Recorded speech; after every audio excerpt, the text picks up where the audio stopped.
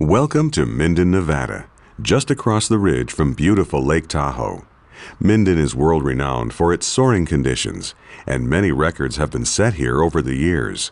Today looks like a great day for a lesson. You're sitting in the DG-808S, a state-of-the-art glider built for competition soaring. Today you'll get familiar with the features and flying characteristics of this sophisticated aircraft. The most obvious difference between a glider and a powered aircraft is its lack of an engine. To get in the air, you'll be towed aloft by another aircraft known as a towplane or tug.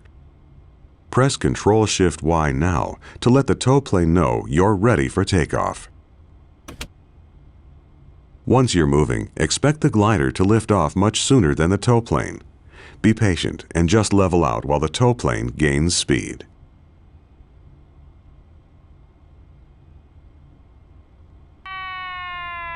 There you go.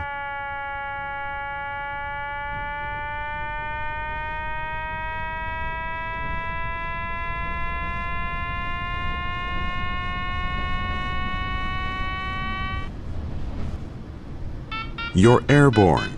Level off until the towplane is off the ground. That beeping you're hearing is the variometer. I'll explain it later.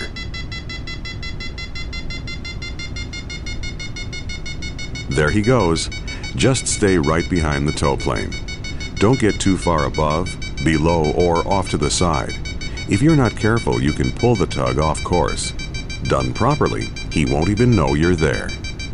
Go ahead and raise the landing gear now by pressing G.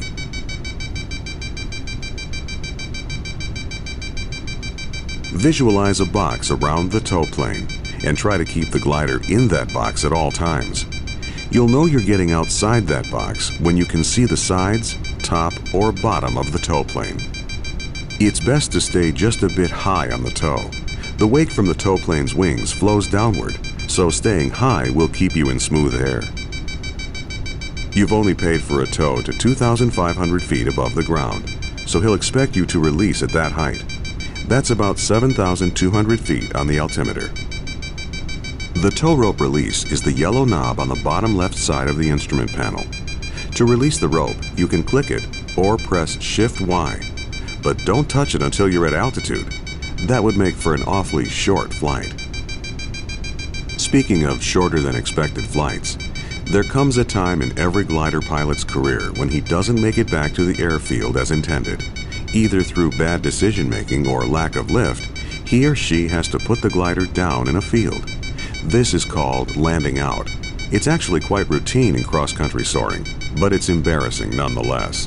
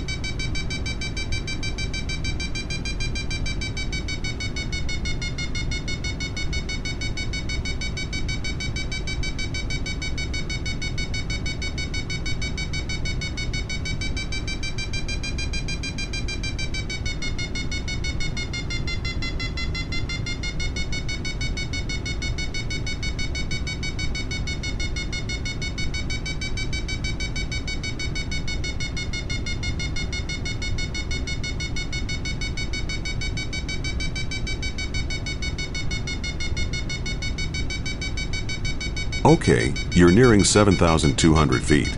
Time to release from the tow rope. Pull the yellow knob to release the rope, then make a gentle right turn. Nicely done. Now level off and trim the glider to fly at 80 knots.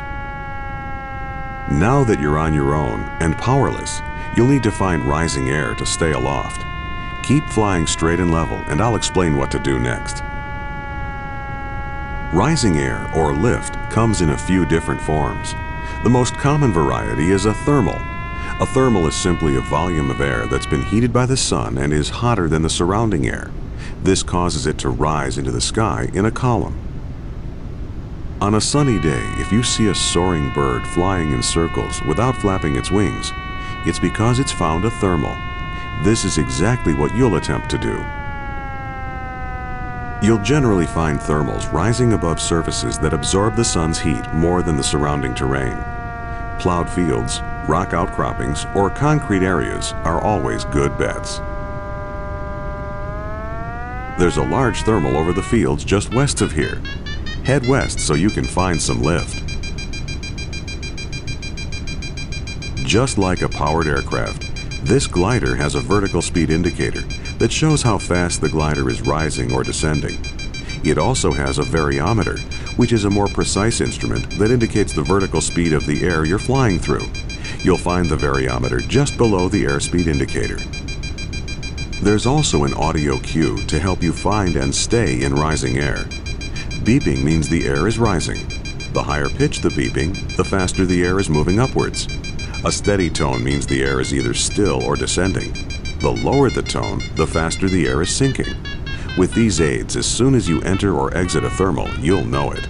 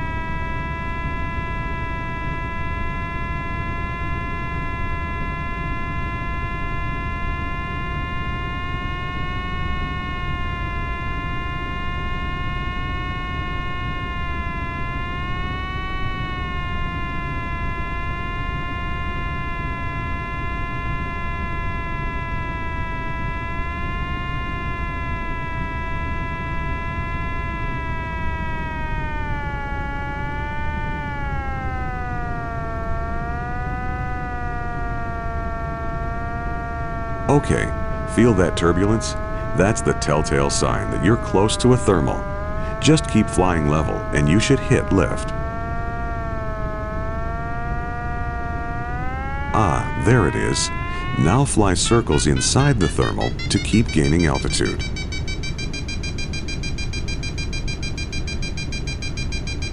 Ready to test your skill? Above you is a green gate. Keep gaining altitude until you can glide through it. The gate is at 8,300 feet.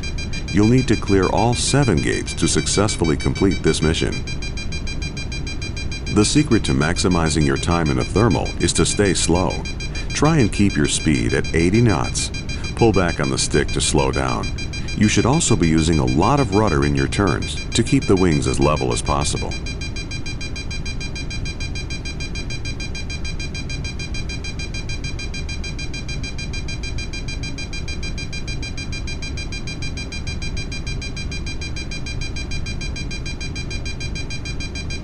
It looks like you popped out of the thermal. Turn around and enter it again. This time, try to stay inside the thermal by making tighter circles, just like eagles do.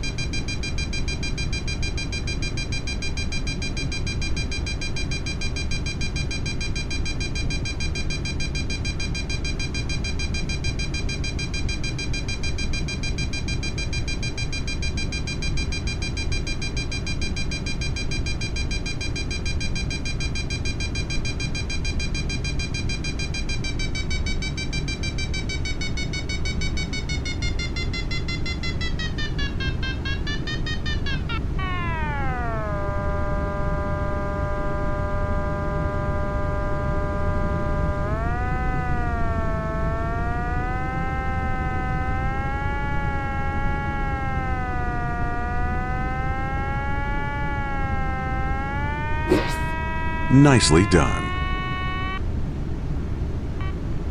Now that you're familiar with thermals, it's time to explore another type of lift, ridge lift. Fly west towards the mountains. There are 3 more gates there for you to fly through.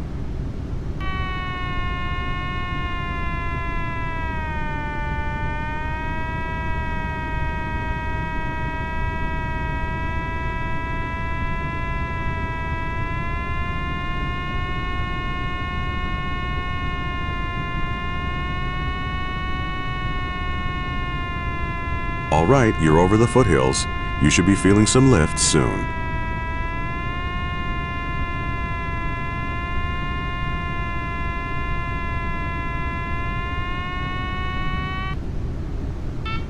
Ah, there it is. Nice smooth ridge lift. To stay in this lift, turn and fly parallel to the mountain. When you feel the lift waning, turn away from the mountain and do it again. Ridge lift occurs when the wind is blowing up and over a hill or a mountain. This generates an area of rising air or lift on the windward side of that hill. Instead of circling like you would in a thermal, to make the most of ridge lift, you'll fly a back and forth pattern in front of the hill. You'll gain altitude with every pass. There are some dangers associated with ridge lift. You're flying in close proximity to the mountains, so there's no room for error. Always turn away from the hill. There are also turbulent areas of downward moving air on the downwind sides of hills and mountains. This sinking air can drag you right into the hillside, so always stay on the side of the mountains that the wind is blowing from. See the series of gates along this ridge? Keep climbing until you can clear them all on one pass.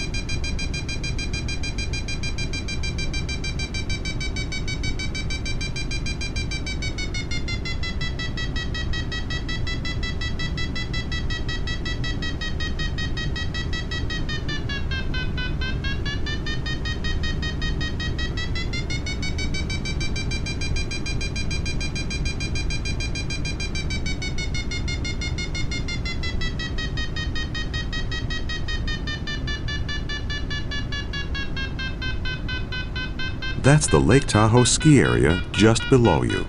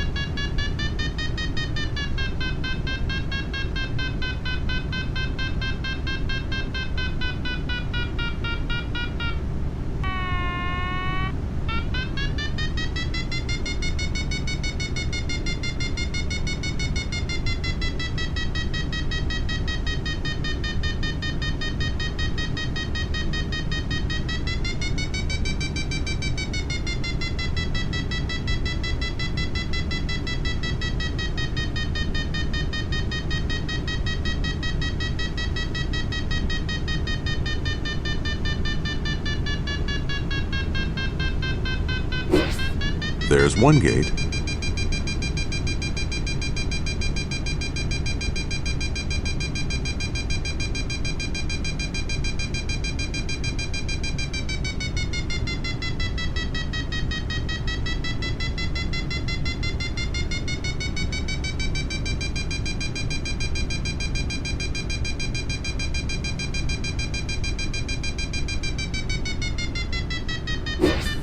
Good job. One more.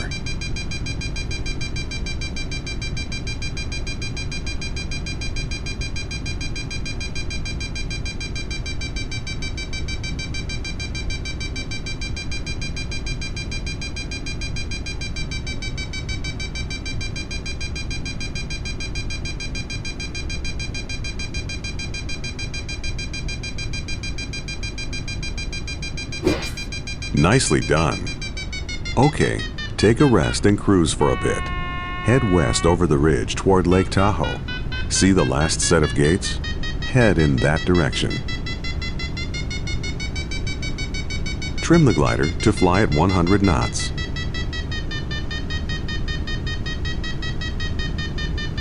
You may encounter some sink on the other side of the ridge. Just head west. There's plenty of lift on the other side.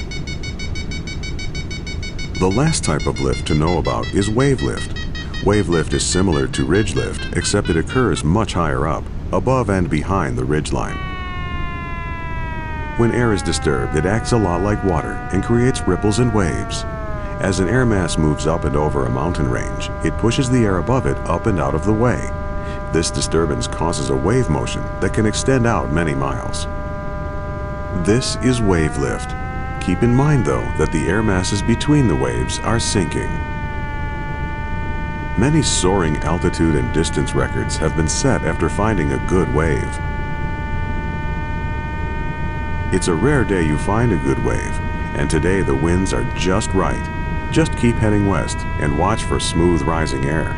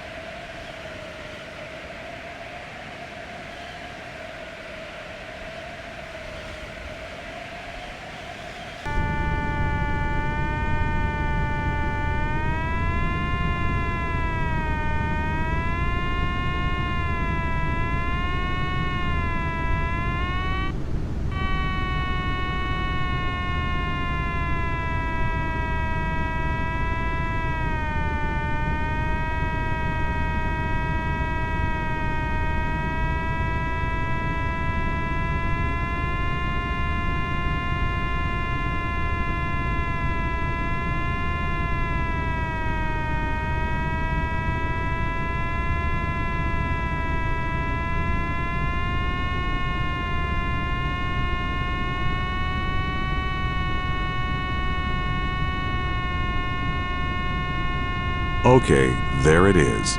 A nice smooth wave of rising air. Slow again to 80 knots to get the most out of it. The waves run parallel to the mountain range. You can climb in the wave, flying a pattern much like you did on the ridge, or you can just keep flying straight along the mountains. Try and line yourself up to fly through the next set of gates. The first gate is at an altitude of 14,700 feet.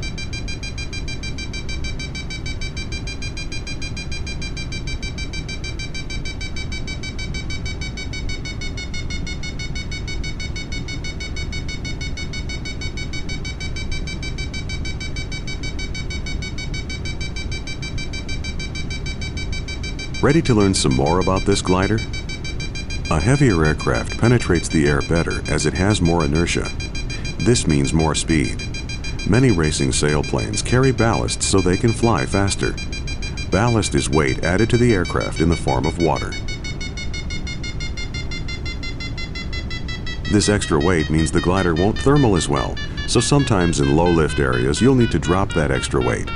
This is done by opening valves to jettison the water. Don't do it now as you'll need the speed to get home, but the valves are controlled by the chrome handles on the right side of the cockpit. Next subject, flaps. Lift itself creates drag, and drag slows you down. Gliders usually have an enormous amount of extra lift. When you fly fast, this extra lift isn't needed, it just slows you down.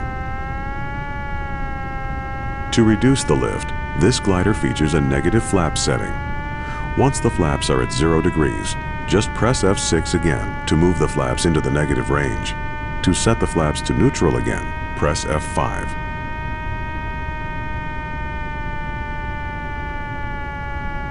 Another way to reduce lift in gliders is by using the spoilers, vertical plates on top of the wings that can be extended to spoil the lift and cause drag. Spoilers are generally used to slow the glider down for the descent and landing. Modern gliders are so efficient that you have to do something to coax them to the ground. In the DG-808S, the spoilers are controlled by the blue handle on the left side of the cockpit.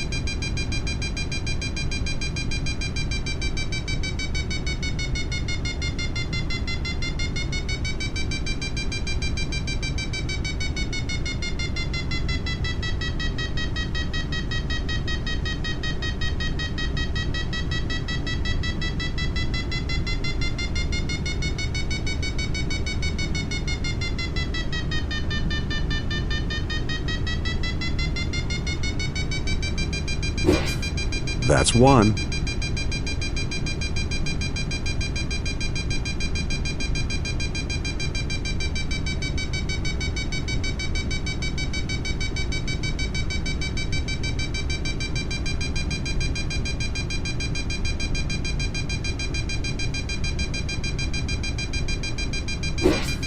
And another. Very nice. One more.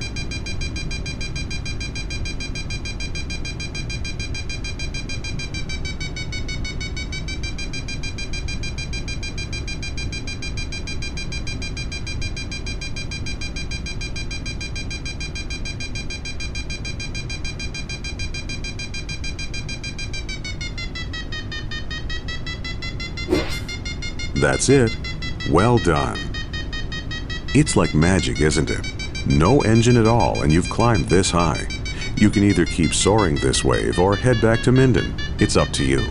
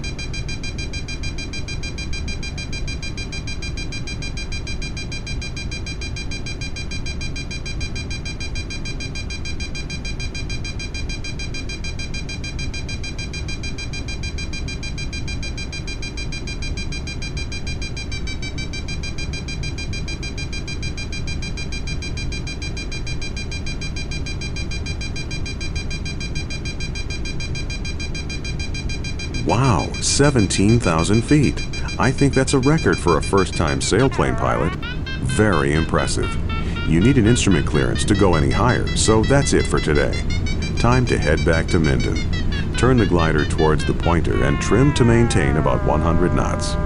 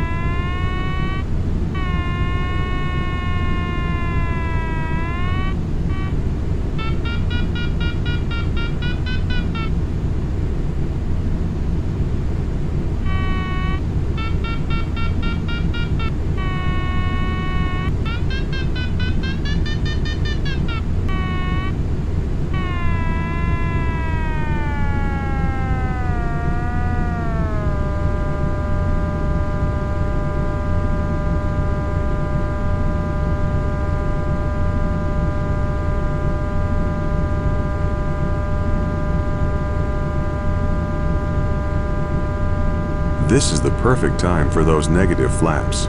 Press F5, then F6, and watch your speed increase. Careful not to exceed 140 knots.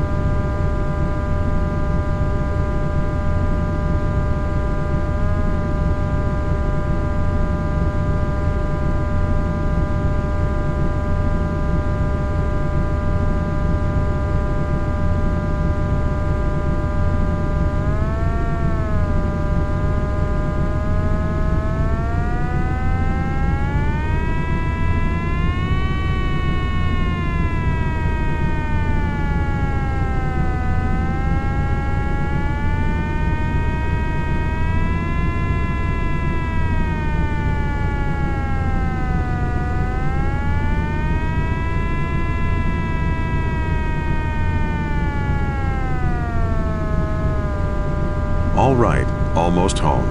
With this much extra altitude, you'll need some help getting down quickly. Fully extend the speed brakes by pressing the slash key and lower the nose to maintain at least 80 knots in the descent. For now, head right over the airport. That way you can make sure the runway is clear.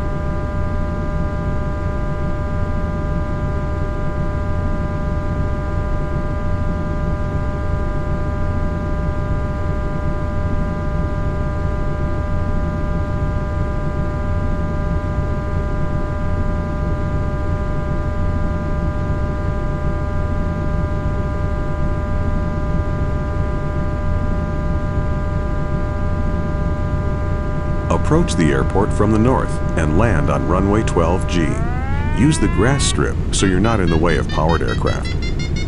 See that small grass strip next to runway 30? That's where you'll put it down. Looks clear. Go ahead and turn north.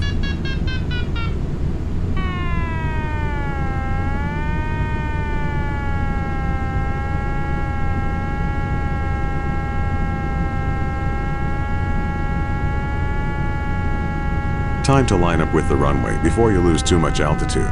Retract the speed brake and make sure flaps are neutral by pressing F5. Go ahead and dump your ballast if you haven't already. Turn the chrome handles on the right side of the cockpit.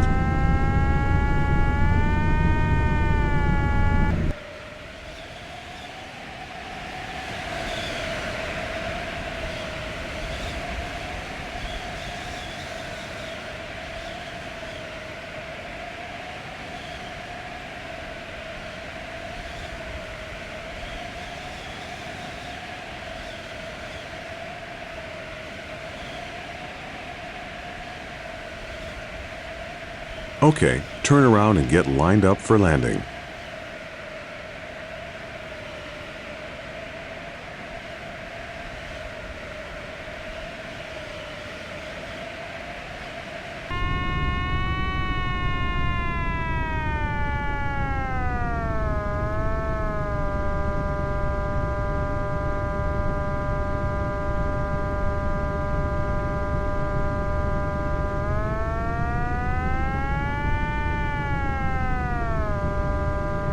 When you've got the runway in sight, drop the gear and extend the flaps to full. In this configuration, the glider will land much like a powered aircraft. Flare just a bit as you approach the ground. Use the speed brake to descend or slow down as needed. Once you touch down, extend the speed brake to full by pressing the slash key. Try and touch down at 60 knots.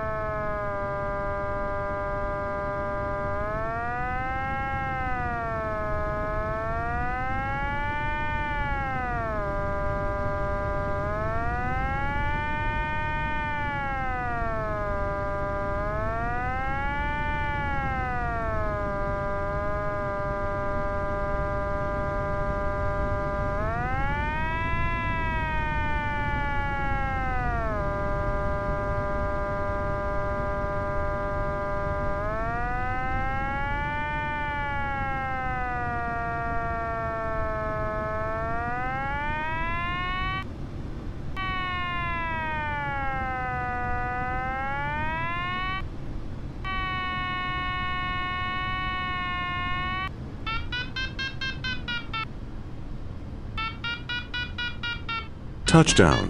Now keep the wings level as long as possible.